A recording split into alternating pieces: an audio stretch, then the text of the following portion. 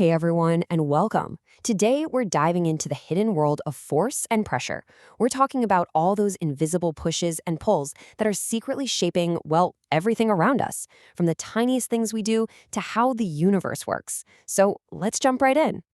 I mean, we've all seen moments like this, right? A soccer ball gets kicked with incredible power. And just when you think it's a goal, the keeper makes this amazing last-second save. It's super exciting. But have you ever stopped to think about what's actually physically happening here? So, what's the connection? What's the secret ingredient that links a great save, a hard kick, or even something as simple as opening a door? Turns out the answer is the same for all of them, and it's this one fundamental concept. And that concept is force. Yep, whether you're kicking something, pushing something, throwing something, or stopping something, you're applying a force. You could say it's the engine that drives all motion in our world. And that's really all it is. In the world of science, a force is just a fancy word for a push or a pull. It's that interaction that can make something start moving, speed up, slow down, or change direction. It's why things move. And it's also why they stop. Now things get interesting because forces can either work together or they can work against each other. So if you and a friend push a box in the same direction, your forces add up and it's way easier to move. But if you push from opposite sides, well, now you're fighting each other, and that box isn't going anywhere easily. This brings us to a really key idea called net force. It's basically the grand total, the final score of all the forces acting on something. Just think about a game of tug of war. If both teams are pulling with the exact same strength, that rope is not moving. The net force is zero. The winner is the team that can pull just a little bit harder, creating a net force in their direction. Okay, so we've established that a force is a push or a pull. But here's a question for you. Do you always have to be touching something to apply a force? Well, the answer is no, not at all. Forces actually come in two main flavors, the ones that touch and the ones that do their work from a distance. So we've got these two big categories. On one hand, you have contact forces. These are pretty straightforward. They happen when objects physically touch. But on the other hand, you have non-contact forces, and these are a little more mysterious. They're like an invisible hand reaching out and making things happen without ever touching them. And you can see the difference pretty clearly here. In the contact force corner, you have things like friction, which slows a ball down, or the muscular force you use to lift groceries. But in the non-contact corner, you get the heavy hitters, like gravity pulling things to the ground, or a magnet grabbing a paperclip without even touching it. And you know what? These non-contact forces are absolutely everywhere. Gravity is what's keeping you in your chair right now. Magnetism is the reason a compass works. And that weird crackle you get from static electricity when you pull off a wool sweater? Yep, that's the electrostatic force in action. All right, now that we have a good grip on what force is, let's get into how it's actually applied. Because it's not always about how hard you push. It's also about where and over how much space you push. And this, my friends, is where pressure comes into the picture. I mean, just think about this for a second. You can push down with the exact same amount of force using a sharp knife and a dull one, right? But the results are completely different. The secret here isn't the force. It's how that force is being concentrated. And here it is. Here's the key. Pressure is just the amount of force you apply divided by the area you apply it to.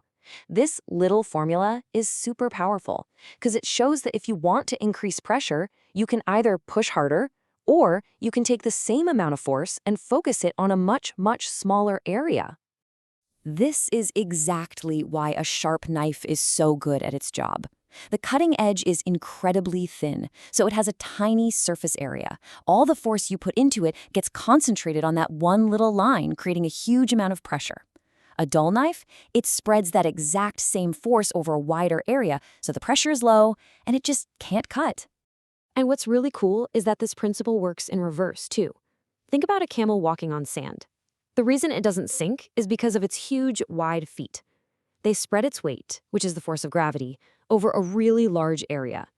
This lowers the pressure on the sand, and voila, no sinking. It's the same idea behind snowshoes. Okay, so let's shift gears and talk about the biggest, most constant source of pressure that all of us experience every single second of every day. And it comes from something we can't even see, the air all around us. So get this, we are all living at the bottom of a giant ocean of air. It's called the atmosphere, and it goes up for miles and miles. All of that air has weight, and it's constantly pushing down on everything, including you and me. That push is what we call atmospheric pressure. Which leads to a pretty logical question, right? If there are literally tons of air pressing down on us, why don't we just get squashed like a pancake? Well, the answer comes down to one simple word: balance.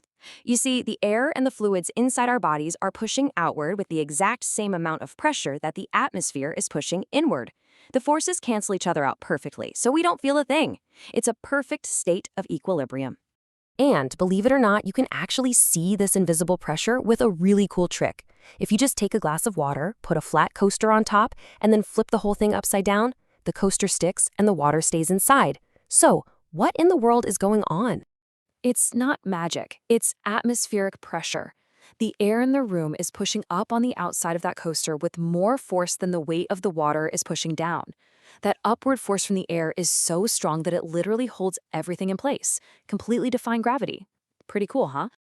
So as you can see, from a simple push to the immense pressure of our own atmosphere, these ideas are everywhere, and they're fundamental to how our world works. Let's just wrap things up with the big takeaways. Okay, let's run through the big ideas one last time. First, force is just a push or a pull. Simple. Second, forces can happen through direct contact or from a distance. Third, pressure is all about how focused that force is. And finally, the air we breathe creates this powerful atmospheric pressure that affects everything. These principles explain so many things, from how a straw works to why giant dams have to be thicker at the bottom. So the world is literally full of these little bits of scientific magic, just hiding in plain sight. Now that you have the tools of force and pressure, I want you to go out and look at the world a little differently. The next time you see something cool, ask yourself, what are the hidden forces at play here? Keep being curious.